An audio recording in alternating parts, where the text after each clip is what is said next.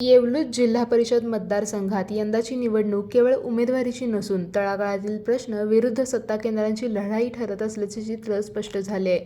शिवसेना उद्धव बाळासाहेब ठाकरे गटाच्या वैशाली सुरेश पोवार यांनी मशाल चिन्हावर भव्य शक्ती प्रदर्शनात उमेदवारी अर्ज दाखल करत राजकीय रणांगणात ठाम पाऊल टाकले आहे.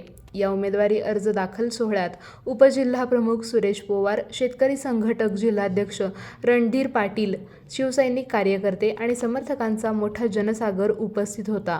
हे केवळ शक्ती प्रदर्शन नव्हते, तर येवलूजमध्ये शिवसेनेच्या संघटनात्मक ताकदीचे प्रत्यक्ष दर्शन घडवणारे ठरले. वैशाली पोवार या कुठल्याही राजकीय घराण्यातून आलेल्या नसून सर्वसामान्य शेतकरी आणि कष्टकरी कुटुंबातून पुढे आलेला चेहरा आहेत. त्यामुळेच त्यांची उमेदवारी ही वरून लादलेली नसून जनतेच्या भावना, अपेक्षा आणि गरजातून उभी राहिलेली आहे, असा सूर मतदारसंघात ऐकू येत आहे.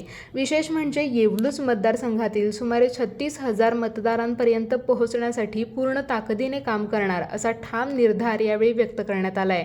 पहिल्यांदाच जिल्हा परिषद निवडणूक असली तरी 35 वर्षांचा सामाजिक आणि संघटनात्मक अनुभव आमच्या पाठीशी आहे, असा विश्वास उपजिल्हाप्रमुख सुरेश पोवार यांनी व्यक्त केला आहे.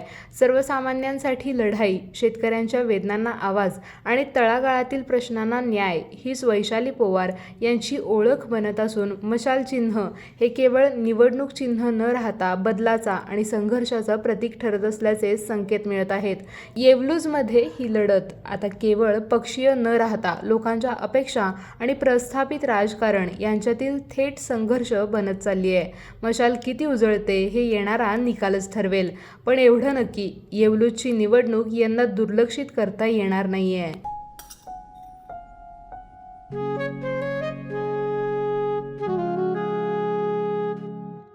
बाबा, आज येताना बासुंदी घेऊन या ना.